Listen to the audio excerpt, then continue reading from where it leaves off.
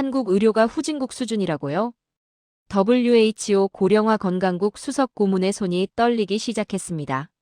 30년간 전 세계 의료 시스템을 평가해온 그녀가 서울의 작은 보건소 앞에서 말문이 막혔어요.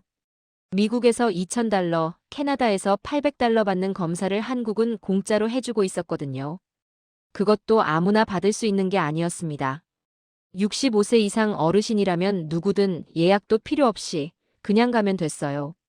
위내시경, 대장내시경, 암 검진까지 전부요. 그녀는 혼잣말처럼 중얼거렸죠. 이게 가능한 나라가 또 있습니까? 그 중심에는 50년 전부터 월급에서 푼돈을 떼어 건강보험료를 낸 당신들이 있었습니다. 티끌 모아 태산을 만든 사람들, 바로 여러분이에요. 지금부터 그 놀라운 현장을 공개합니다. 이야기 시작 전 구독과 좋아요 부탁드립니다. 여러분의 작은 응원이 영상 제작에 큰 힘이 됩니다. 감사합니다. 엘리자베스 콜린스, 61세, 캐나다 토론토 출신.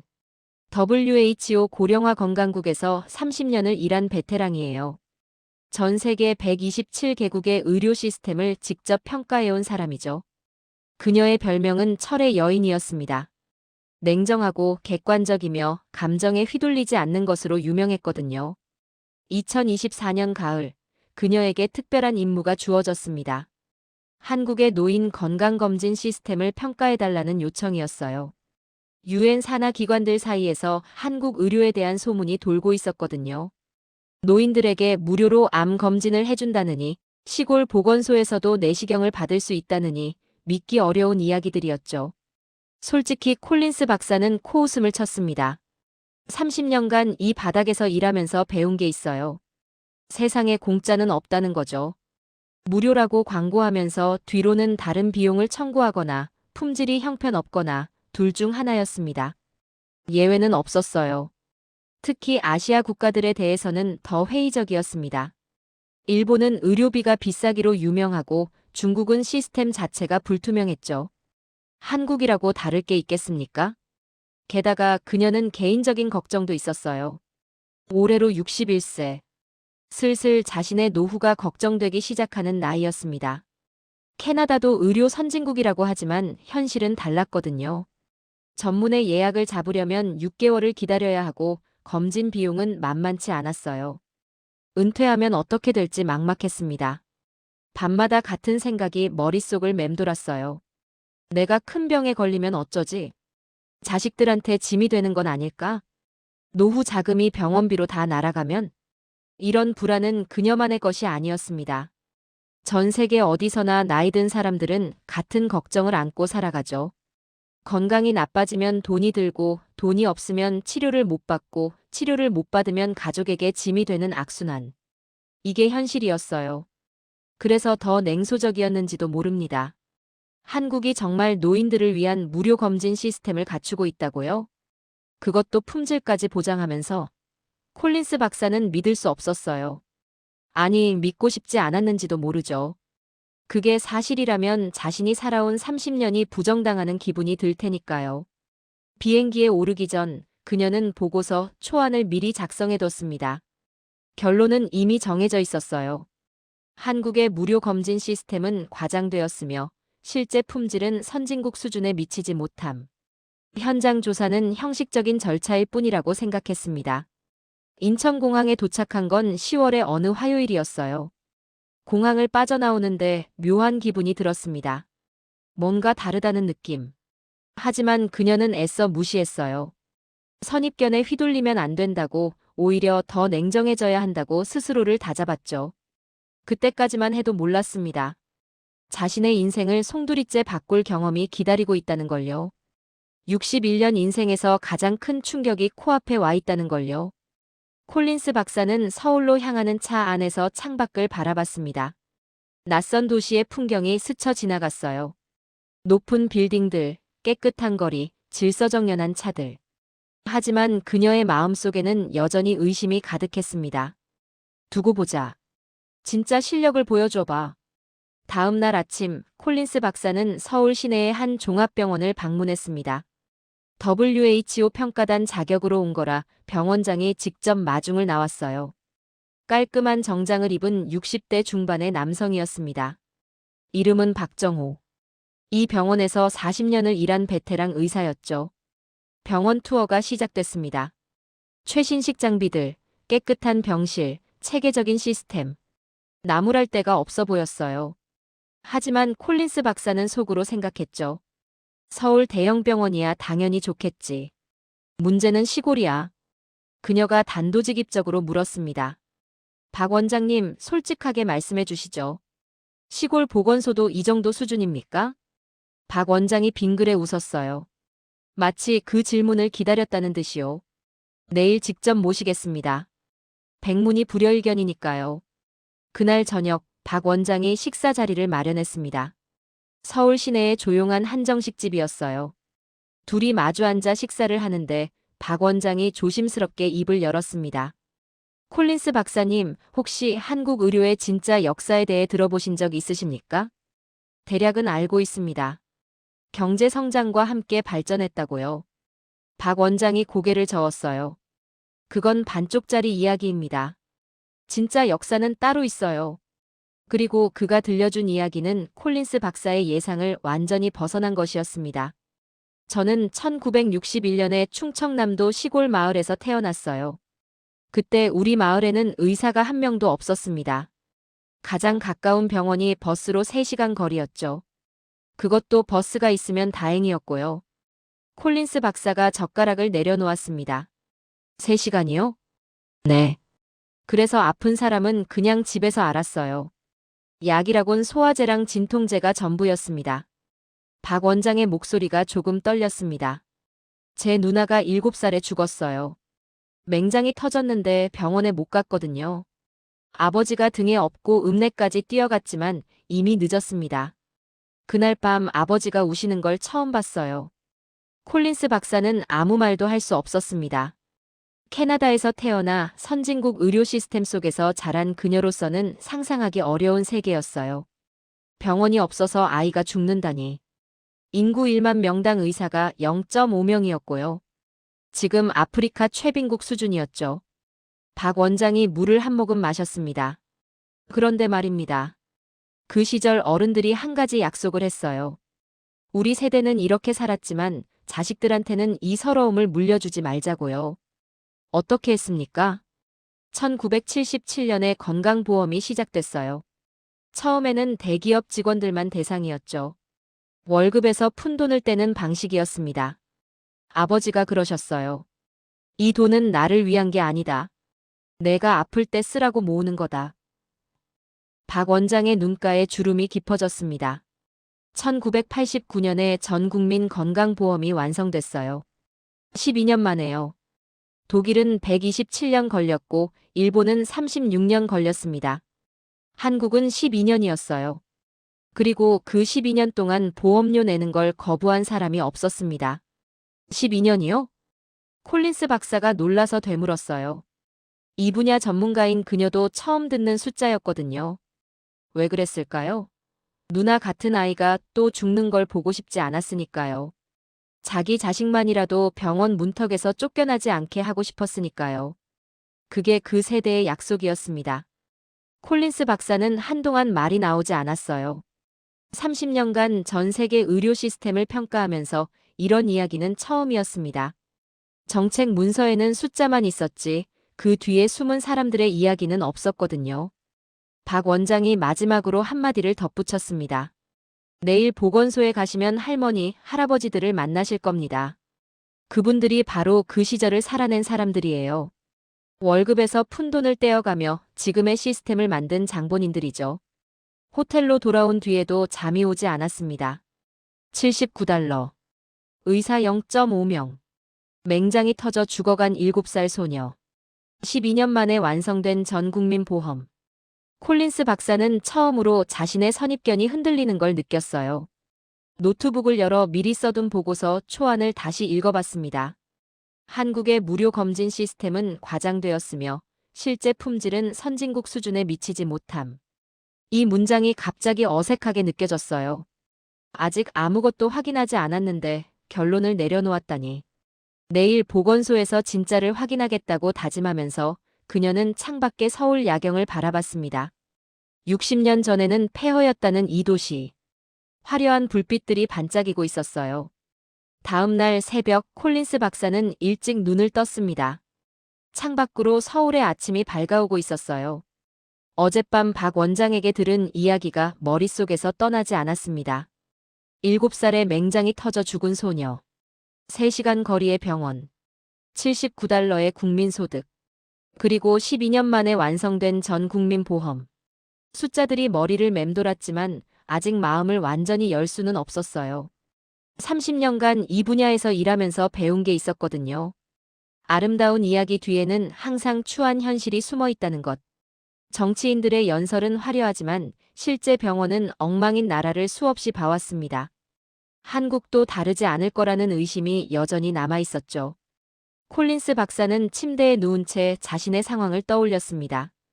올해로 61세. 캐나다에서 30년간 WHO를 위해 일했지만 정작 자신의 노후는 불안하기만 했어요. 캐나다도 의료 선진국이라고들 하지만 현실은 달랐거든요. 작년에 무릎이 아파서 정형외과 예약을 잡으려 했습니다. 대기 기간이 8개월이었어요. 8개월 동안 아픈 무릎을 끌고 다녀야 했죠.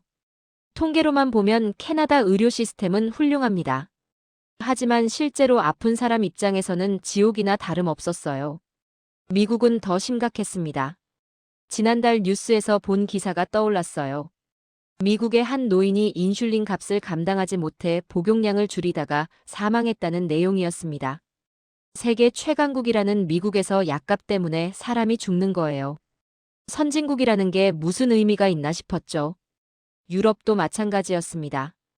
영국 NHS는 만성적인 예산 부족에 시달리고 있었고 독일은 의료비가 점점 오르고 있었어요. 전 세계 어디를 봐도 노인들이 편하게 의료 혜택을 받는 나라는 찾기 어려웠습니다. 그래서 더 냉소적이었는지도 몰라요. 한국이 정말 다르다고요? 노인들에게 무료로 암 검진을 해준다고요? 콜린스 박사는 믿기 어려웠습니다. 세상 어디에도 그런 나라는 없었으니까요. 아침 8시, 박 원장이 호텔 로비로 마중을 왔습니다. 오늘은 충청남도 시골 보건소로 가겠습니다. 제가 태어난 곳 근처예요. 차는 서울을 벗어나 남쪽으로 향했습니다. 고속도로를 타고 2시간쯤 달리자 풍경이 완전히 바뀌었어요. 높은 빌딩 대신 논과 밭이 펼쳐졌고 낮은 산들이 병풍처럼 둘러싸고 있었습니다. 콜린스 박사는 창밖을 바라보며 생각에 잠겼습니다. 이런 시골에 정말 제대로 된 의료시설이 있을까? 서울에서 2시간이나 떨어진 곳인데. 캐나다였다면 이 정도 거리의 시골 마을에는 의사가 한 명도 없었을 거예요. 응급 상황이 생기면 헬기를 불러야 하는 곳이죠. 차가 작은 마을에 들어섰습니다. 도로 양쪽으로 낡은 집들이 늘어서 있었어요. 대부분 기와지붕의 하얀 벽을 가진 전통적인 모습이었습니다. 마당에서 고추를 말리는 할머니가 보였고 나무 그늘 아래서 장기를 두는 할아버지들도 눈에 띄었어요. 평화로운 풍경이었지만 콜린스 박사의 눈은 다른 곳을 향하고 있었습니다. 보건소가 어디 있지? 이 작은 마을에 정말 의료시설이 있는 걸까? 그때 박 원장이 한쪽을 가리켰습니다. 저기입니다. 콜린스 박사의 눈이 커졌어요. 예상과 완전히 달랐거든요. 낡고 허름한 건물을 상상했는데 눈앞에 있는 건 깨끗하고 현대적인 2층 건물이었습니다. 유리창이 반짝이고 있었고 앞마당에는 잘 가꿔진 화단이 있었어요. 건물 앞에는 이미 사람들이 줄을 서 있었습니다. 대부분 60대 이상으로 보이는 어르신들이었죠. 지팡이를 짚은 할아버지, 손수건으로 땀을 닦는 할머니, 서로 이야기를 나누며 웃는 노부부. 콜린스 박사는 차에서 내리며 시계를 확인했습니다. 아침 10시. 보건소 문이 열리기 전인데도 이렇게 많은 사람들이 와 있다니. 매일 이렇습니까? 네, 무료 검진 날에는 특히 많이 오세요. 오늘이 그날이거든요. 콜린스 박사는 줄 서 있는 어르신들을 바라봤습니다. 표정들이 밝았어요. 병원에 가는 사람들 같지 않았습니다. 마치 동네 잔치에 온 것처럼 서로 인사하고 웃고 떠들고 있었죠. 캐나다에서는 상상하기 어려운 풍경이었습니다. 병원은 아픈 사람이 어쩔 수 없이 가는 곳이에요. 기다리는 시간은 지루하고 비용 걱정에 마음이 무겁죠. 그런데 이 사람들은 왜 이렇게 편안해 보이는 걸까요? 아직 안으로 들어가지도 않았는데 콜린스 박사의 확신은 이미 흔들리기 시작했습니다. 보건소 문이 열렸습니다. 콜린스 박사는 박 원장과 함께 안으로 들어갔어요. 입구에서 직원이 방문증을 건네주며 친절하게 안내했습니다. 내부는 예상보다 훨씬 깔끔했어요. 흰 벽에 밝은 조명, 곳곳에 놓인 손 소독제와 안내 표지판. 시골 보건소라고는 믿기 어려운 수준이었죠. 대기실에는 이미 어르신들이 앉아 계셨습니다. 번호표를 뽑고 차례를 기다리는 모습이었어요. 벽에 걸린 TV에서는 건강정보 프로그램이 흘러나오고 있었고 한쪽에는 혈압 측정기가 놓여 있었습니다. 할머니 한 분이 혼자서 혈압을 재고 계셨어요. 사용법을 따로 배운 것 같지 않은데도 능숙하게 기계를 다루고 있었죠. 콜린스 박사는 조용히 지켜보며 메모를 시작했습니다. 박 원장이 보건소장을 소개해줬어요. 50대 초반의 여의사였습니다. 이름은 김수진. 이 보건소에서 15년째 근무하고 있다고 했죠. 김 소장이 검진 과정을 설명하기 시작했습니다. 65세 이상 어르신들은 2년에 한 번 무료 건강검진을 받을 수 있었어요. 기본 검사부터 위내시경, 대장내시경, 유방촬영, 골밀도 검사까지 포함되어 있었습니다. 암 검진도 별도로 진행됐고요. 위암, 대장암, 간암, 폐암, 유방암, 자궁경 부암까지 6가지 암을 무료로 검사받을 수 있었죠.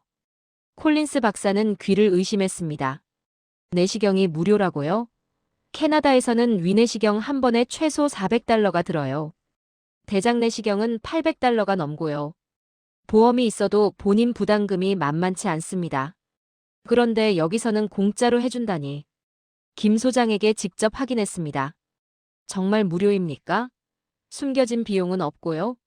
네, 완전 무료입니다. 국가에서 전액 지원하거든요. 콜린스 박사는 잠시 말을 잃었어요. 검진실을 둘러보기 시작했습니다. 첫 번째 방에는 최신형 초음파 기계가 있었어요. 서울 대형 병원에서 본 것과 똑같은 모델이었습니다. 두 번째 방에는 내시경 장비가 갖춰져 있었고, 세 번째 방에는 X선 촬영기가 설치되어 있었죠. 시골 보건소 장비가 이 정도라고요? 콜린스 박사는 머릿속으로 빠르게 계산했습니다. 이 장비들을 캐나다에서 구입하려면 최소 수십만 달러가 필요해요. 유지 보수 비용도 만만치 않고요. 그런데 인구 3,000명도 안 되는 시골 마을 보건소에 이런 장비가 있다니. 더 놀라운 건 검진 속도였습니다. 한 할머니가 접수를 마치고 검진실로 들어가는 걸 지켜봤어요. 혈압 측정, 혈액 채취, 소변 검사, 심전도까지 30분 만에 끝났습니다. 캐나다였다면 이 정도 검사에 반나절은 걸렸을 거예요. 예약 잡는 데만 몇 주가 걸리고요. 콜린스 박사는 대기실에 앉아 계신 할머니 한 분께 조심스럽게 다가갔습니다. 실례지만 여기 자주 오십니까? 할머니가 환하게 웃으며 대답했어요. 그럼요, 1년에 두세 번은 와요. 검진도 받고 약도 타고. 여기 오면 마음이 편해. 그 표정이 인상적이었습니다. 병원을 두려워하는 기색이 전혀 없었어요. 오히려 이웃집에 놀러 온 것처럼 편안해 보였죠. 김 소장이 통계 자료를 보여줬습니다. 이 보건소에서 작년 한 해 동안 검진을 받은 어르신이 2,800명이었어요. 마을 인구가 3,000명 남짓인데 거의 모든 노인이 검진을 받은 셈이었죠. 암 조기 발견율도 높았습니다. 작년에만 위암 3건, 대장암 2건을 초기에 발견했고 모두 완치됐다고 했어요. 콜린스 박사는 손이 떨리기 시작했습니다. 이게 가능한 일입니까? 시골 보건소에서 암을 조기 발견하고 완치시킨다고요? 캐나다의 시골 마을을 떠올렸습니다. 의사 한 명 없는 곳이 수두룩해요. 응급 환자가 생기면 헬기를 불러야 하고 검진은 꿈도 못 꿉니다. 그런데 한국의 시골 보건소는 암까지 잡아내고 있었어요. 30년간 쌓아온 상식이 무너지는 기분이었습니다. 선진국이라는 캐나다에서 8개월을 기다려야 받는 검사를 한국 시골 마을에서는 30분 만에 무료로 해주고 있었어요. 대체 어떻게 이런 시스템을 만든 걸까요?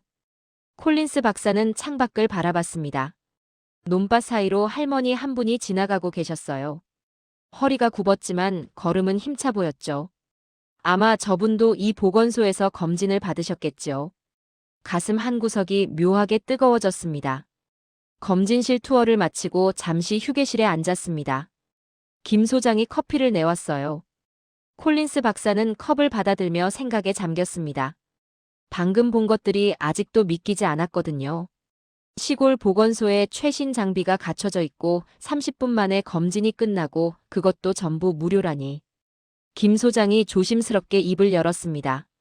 박사님, 혹시 미국 의료 시스템과 비교해 보신 적 있으세요? 콜린스 박사가 고개를 끄덕였어요. 물론 알고 있었습니다. 미국 의료비가 세계에서 가장 비싸다는 건 상식이니까요. 하지만 구체적인 숫자를 나란히 놓고 비교해 본 적은 없었죠. 김 소장이 태블릿을 꺼내 자료를 보여줬습니다. 화면에 두 나라의 의료비 비교표가 떴어요. 콜린스 박사는 숫자들을 하나씩 읽어 내려갔습니다. 읽을수록 눈이 커졌죠. 위내시경 검사. 미국에서는 평균 1,500달러가 들었습니다. 한국은 보험 적용 시 15달러, 65세 이상은 무료였어요. 100배 차이였습니다. 대장 내시경은 더 심했어요. 미국 평균 3,000달러, 한국은 30달러. 역시 65세 이상은 무료였죠. MRI 촬영 비용도 비교했습니다. 미국에서 뇌 MRI를 찍으면 평균 2,600달러가 나왔어요. 한국은 보험 적용 시 100달러 남짓이었습니다. 26배 차이였죠. 콜린스 박사는 손으로 이마를 짚었습니다. 이건 단순한 가격 차이가 아니었어요. 완전히 다른 세계였습니다. 미국에서는 MRI 한 번 찍으려면 월급을 통째로 날려야 해요. 보험이 없으면 아예 엄두도 못 내죠. 그런데 한국은 100달러라니. 하지만 진짜 충격은 다음 자료였습니다. 김 소장이 응급 의료 통계를 보여줬어요. 심장마비 환자가 발생했을 때 구급차가 도착하는 평균 시간이었습니다. 미국 평균 45분, 한국 평균 7분. 콜린스 박사는 숫자를 2번, 3번 다시 확인했습니다. 잘못 본 게 아닐까 싶었거든요. 하지만 숫자는 변하지 않았어요. 45분과 7분. 6배가 넘는 차이였습니다. 심장마비는 시간 싸움이에요. 골든타임이라고 불리는 4분 안에 심폐소생술을 시작해야 생존율이 높아집니다. 10분이 지나면 뇌 손상이 시작되고 15분이 넘으면 사망 확률이 급격히 올라가죠. 그런데 미국은 구급차가 오는 데만 45분이 걸린다고요? 한국의 7분은 세계 최고 수준이었습니다. 독일이 12분, 일본이 8분, 영국이 11분이었어요. 선진국이라 불리는 나라들 중에서도 한국이 가장 빨랐습니다. 그것도 시골 지역까지 포함한 평균치가요. 콜린스 박사는 자신의 나라를 떠올렸습니다. 캐나다 시골에서 응급 환자가 발생하면 어떻게 될까요? 구급차가 1시간 넘게 걸리는 경우도 있어요. 도로 사정이 나쁘거나 눈이 오면 더 오래 걸리죠. 그래서 헬기를 부르는 경우가 많은데 헬기 비용은 상상을 초월합니다. 한 번 출동에 수만 달러가 들어요. 그런데 한국은 시골에서도 7분 만에 구급차가 온다고요? 김 소장이 설명을 이어갔습니다. 한국에는 전국에 1,400개가 넘는 119 안전센터가 있었어요. 어디서든 5분 이내에 도착할 수 있도록 촘촘하게 배치되어 있었죠. 시골 마을도 예외가 아니었습니다. 이 작은 마을에서 가장 가까운 안전센터까지 차로 6분 거리였어요. 콜린스 박사는 창밖을 바라봤습니다. 논밭이 펼쳐진 한적한 시골 마을이었어요. 이런 곳에서도 7분 만에 구급차가 온다니. 캐나다 토론토 시내에서도 이 정도 속도는 어려운데요. 더 놀라운 건 비용이었습니다. 한국에서 구급차를 부르면 얼마일까요? 무료였습니다. 119에 전화하면 누구든 공짜로 이용할 수 있었어요. 미국에서는 구급차 한 번 타면 최소 1,000달러가 청구됩니다. 거리에 따라 5,000달러가 넘는 경우도 있고요. 그래서 미국에서는 의식이 있는 환자가 구급차 타기를 거부하는 경우도 있어요. 비용이 무서워서요. 콜린스 박사의 손이 다시 떨리기 시작했습니다. 이건 단순히 시스템이 좋은 게 아니었어요. 철학이 달랐습니다. 한국은 응급 상황에서 돈 걱정을 하지 않아도 되는 나라였어요. 아프면 일단 119를 부르면 됐습니다. 구급차가 7분 만에 오고 비용은 나라에서 냈어요. 미국에서는 상상도 못할 일이었죠. 심장마비가 와도 구급차비가 무서워서 택시를 부르는 나라. 그게 세계 최강국이라는 미국의 현실이었습니다. 그런데 한국은 달랐어요. 가난해도 시골에 살아도 누구나 평등하게 응급 의료를 받을 수 있었습니다. 콜린스 박사는 커피잔을 내려놓으며 중얼거렸어요. 이게 진짜 선진국 아닌가요? 아무도 대답하지 않았지만 대답이 필요 없었습니다. 숫자가 모든 걸 말해주고 있었으니까요. 45분과 7분. 3,000달러와 무료. 이 차이가 바로 한국이 만들어낸 기적이었습니다. 오후가 되자 보건소가 더 북적거리기 시작했습니다. 콜린스 박사는 대기실 한쪽에 앉아 어르신들을 관찰했어요. 접수를 하고 번호를 받고 검진실로 들어가는 과정이 물 흐르듯 자연스러웠습니다. 누구 하나 불평하는 사람이 없었어요. 오히려 서로 안부를 묻고 웃음꽃을 피우고 있었죠. 그때 김 소장이 다가왔습니다. 박사님, 직접 체험해 보시겠어요? 말로 듣는 것보다 몸으로 느끼는 게 나을 것 같아서요. 콜린스 박사는 잠시 망설였어요. WHO 평가단으로서 객관성을 유지해야 했거든요. 하지만 호기심이 더 컸습니다. 30년간 전 세계 의료 시스템을 평가해왔지만 직접 환자가 되어본 적은 거의 없었으니까요.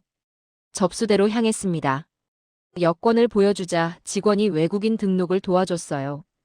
복잡한 서류도 긴 대기 시간도 없었습니다. 5분 만에 접수가 끝났죠. 캐나다에서는 새 병원에 등록하려면 최소 30분은 걸렸어요. 서류 작성하고 보험 확인하고 과거 병력 적고 그런 과정이 여기서는 5분이면 충분했습니다. 번호표를 받아들고 대기실에 앉았어요. 옆자리에 70대로 보이는 할머니가 앉아 계셨습니다. 구부정한 허리에 흰 머리카락. 손에는 낡은 보자기가 들려 있었어요. 아마 점심 도시락을 싸오신 것 같았죠. 할머니가 먼저 말을 걸어왔습니다. 외국에서 오셨어요? 콜린스 박사가 고개를 끄덕였어요. 할머니가 환하게 웃으며 말을 이었습니다. 우리나라 보건소가 좋죠? 나는 여기서 위암을 발견했어요. 3년 전에. 지금은 완전히 나았고. 콜린스 박사의 눈이 커졌습니다. 이 작은 시골 보건소에서 위암을 발견했다고요. 그것도 완치됐다니. 할머니가 보자기를 풀며 말했어요. 그때 검진 안 받았으면 큰일 날 뻔했지. 공짜로 해준다길래 뭐 손해볼 거 있나 싶어서 왔는데 그게 내 목숨을 살렸어. 번호가 불렸습니다. 콜린스 박사는 검진실로 들어갔어요. 먼저 혈압 측정이었습니다. 간호사가 능숙하게 커프를 감고 기계를 작동시켰어요. 30초 만에 끝났습니다. 수치를 확인하고 바로 다음 방으로 안내받았죠. 혈액 검사실이었습니다. 주사기를 든 간호사가 부드럽게 팔을 잡았어요. 따끔 하는 느낌과 함께 체열이 시작됐습니다. 1분도 안 돼서 끝났어요. 밴드를 붙여주며 간호사가 미소 지었습니다. 한마디 설명도 없이 끝나는 캐나다 병원과는 확실히 달랐죠. 심전도 검사, 시력 검사, 청력 검사가 이어졌습니다. 각 검사마다 5분을 넘기지 않았어요. 대기 시간도 거의 없었습니다. 한 검사가 끝나면 바로 다음 검사실로 안내받았죠. 마치 잘 짜인 오케스트라처럼 모든 과정이 조화롭게 흘러갔습니다. 마지막으로 의사 상담실에 들어갔어요. 젊은 여의사가 모니터를 보며 검사 결과를 설명해줬습니다. 혈압은 정상, 혈당도 정상, 콜레스테롤 수치가 조금 높으니 식이 조절을 권한다고 했어요. 친절하고 꼼꼼한 설명이었습니다. 검진이 끝나고 시계를 확인했습니다. 총 소요 시간 47분. 접수부터 상담까지 1시간이 채 걸리지 않았어요. 캐나다에서 같은 검사를 받으려면 최소 3주 전에 예약해야 하고 당일에도 2시간은 기다려야 합니다. 비용은 수백 달러가 청구되고요. 그런데 여기서는 47분 만에 끝났어요. 무료로. 콜린스 박사는 보건소 로비에 서서 한동안 움직이지 못했습니다. 머릿속이 복잡했어요. 30년간 쌓아온 선입견이 완전히 무너지는 느낌이었죠. 김 소장이 다가왔습니다. 어떠셨어요? 콜린스 박사는 잠시 말이 나오지 않았어요. 뭐라고 표현해야 할지 몰랐거든요. 충격, 감동, 아니면 부끄러움. 그 모든 감정이 뒤섞여 있었습니다. 천천히 입을 열었어요. 이건 기적이 아니군요. 김 소장이 고개를 갸우뚱했습니다. 시스템입니다. 완벽하게 설계된 시스템이에요. 기적은 한 번 일어나고 끝나지만 시스템은 매일 반복됩니다. 이 보건소에서 매일 수십 년간 같은 품질의 서비스가 제공되고 있잖아요. 콜린스 박사의 목소리가 떨렸습니다. 보건소 밖으로 나왔어요. 오후 햇살이 따스하게 내리쬐고 있었습니다. 마당에서는 검진을 마친 어르신들이 삼삼오오 모여 이야기를 나누고 있었죠. 누군가는 웃고 누군가는 손을 흔들며 인사하고. 이게 진짜 선진국의 모습이구나. 콜린스 박사는 깨달았습니다. GDP가 높은 게 선진국이 아니었어요. 노인들이 병원비 걱정 없이 건강을 돌볼 수 있는 나라. 시골에서도 도시와 같은 의료 서비스를 받을 수 있는 나라. 그게 진짜 선진국이었습니다. 챕터 7 당신들이 만든 기적. 해가 서쪽으로 기울기 시작했습니다. 콜린스 박사는 보건소 앞 벤치에 앉아 마을 풍경을 바라봤어요. 논밭 사이로 난 좁은 길을 할머니 한 분이 걸어가고 계셨습니다. 등이 굽었지만 걸음은 힘차 보였죠. 아마 방금 검진을 마치고 집으로 돌아가시는 것 같았어요. 박 원장이 옆에 앉았습니다. 한동안 둘 다 말이 없었어요. 바람이 불어와 나뭇잎을 흔들었습니다. 어디선가 참새 소리가 들려왔죠. 평화로운 시골 마을의 오후였습니다. 콜린스 박사가 먼저 입을 열었어요. 박 원장님, 하나만 여쭤봐도 될까요? 박 원장이 고개를 끄덕였습니다. 이 시스템을 만든 사람들은 지금 어디 있습니까? 1977년에 건강보험을 시작하고 12년 만에 전국민 보험을 완성한 그 세대 말입니다. 박 원장이 멀리 논밭을 바라보며 천천히 대답했어요. 지금 저 보건소에서 검진받고 계십니다. 아까 박사님 옆에 앉아 계셨던 할머니도 그중 한 분이시고요. 콜린스 박사의 가슴이 뜨거워졌습니다. 그제야 깨달았어요.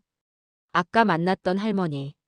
위암을 발견해서 목숨을 건졌다던 그분. 보자기에 도시락을 싸우셨던 그 할머니가 바로 이 시스템을 만든 세대였던 거예요. 박 원장이 말을 이었습니다. 저분들이 젊었을 때 한국은 세계 최빈국이었어요. 1인당 국민소득 79달러.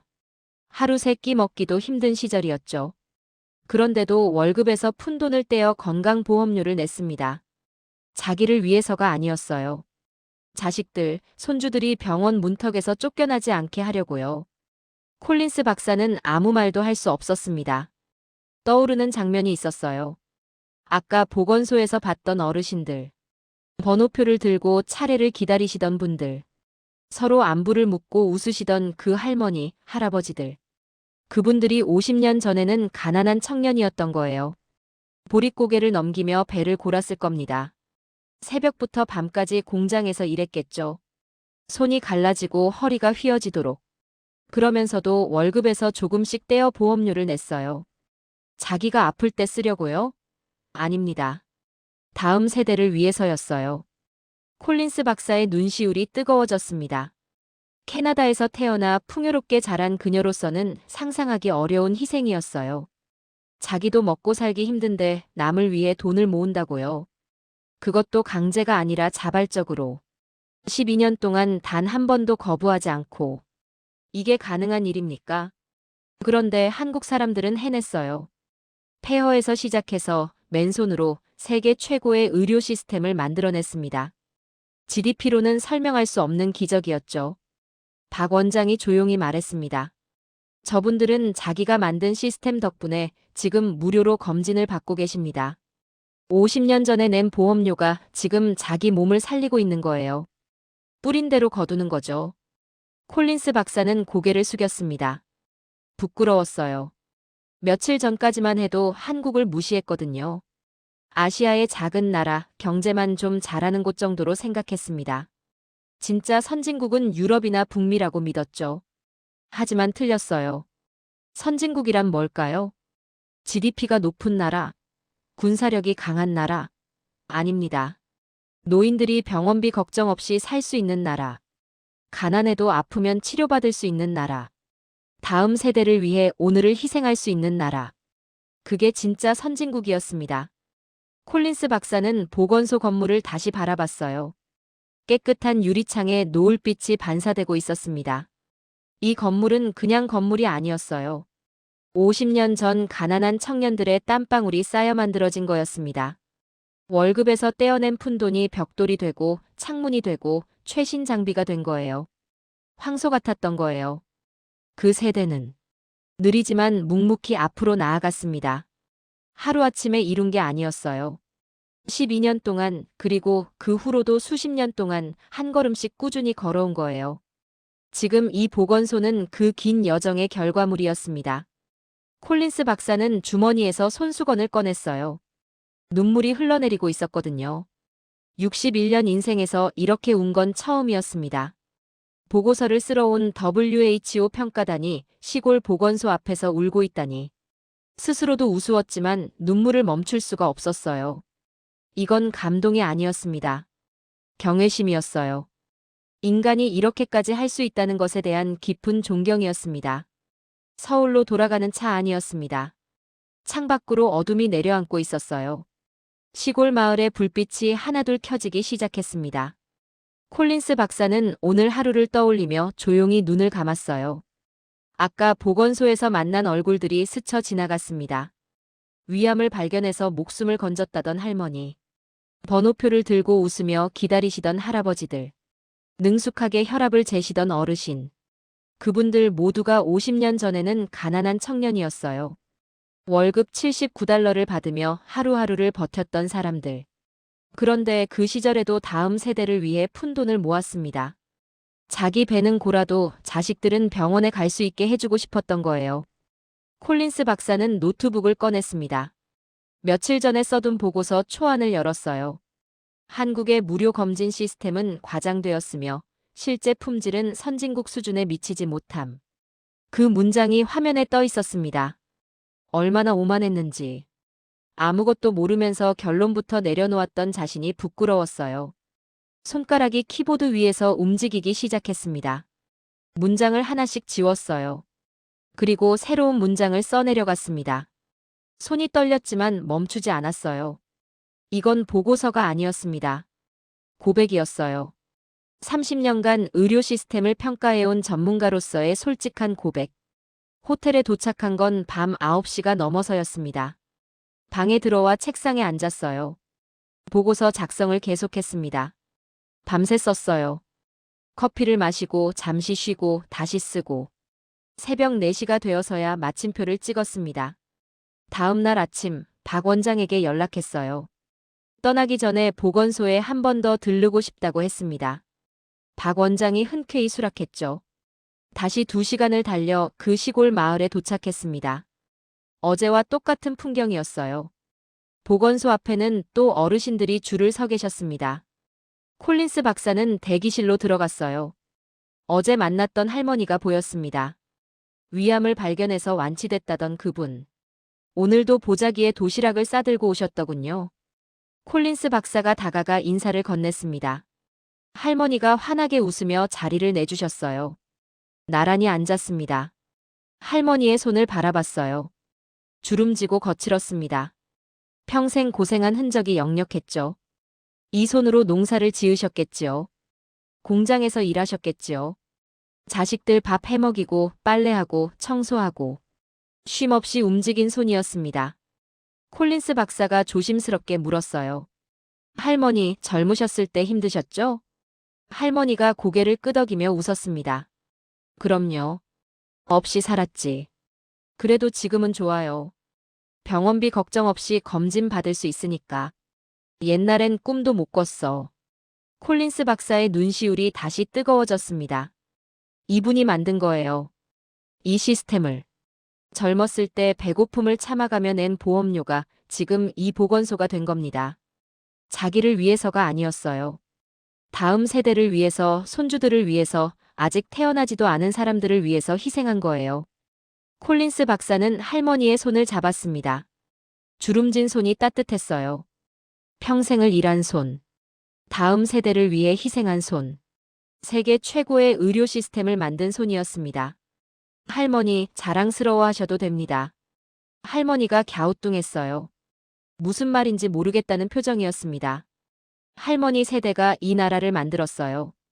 지금 한국 의료 시스템은 세계 최고입니다. 미국보다 캐나다보다 독일보다 낫습니다. 그게 할머니 덕분이에요. 할머니가 손사래를 쳤어요. 쑥스러운 듯 웃으시면서요. 하지만 콜린스 박사는 진심이었습니다. 과장이 아니었어요. 이건 사실이었습니다. 보건소를 나서며 하늘을 올려다봤습니다. 구름 한 점 없는 파란 하늘이었어요. 공기가 맑았습니다. 깊이 숨을 들이쉬었어요. 가슴 가득 한국의 공기가 채워졌습니다. 인천공항으로 가는 길이었습니다. 콜린스 박사는 창밖을 바라보며 생각했어요. 이 나라는 특별합니다. GDP나 군사력으로 설명할 수 없는 무언가가 있어요. 다음 세대를 위해 오늘을 희생하는 문화.